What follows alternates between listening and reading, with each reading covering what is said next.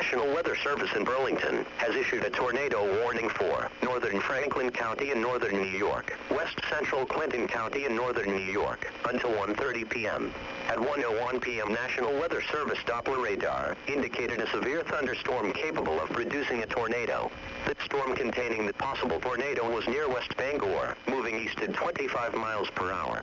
Locations in the warning include but are not limited to Malone, Chasm Falls, Brainerdville. When you can do so safely, please report hail or damaging winds to the National Weather Service by calling toll-free 1-800-863-4279 or by submitting a storm report at weather.gov/Burlington.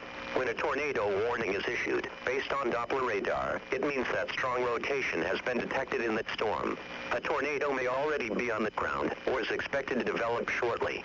Take cover now. Move to an interior room on the lowest floor of a sturdy building.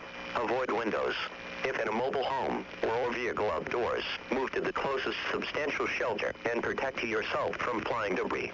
A severe thunderstorm watch remains in effect until 8 p.m. Wednesday evening for northern New York and Vermont.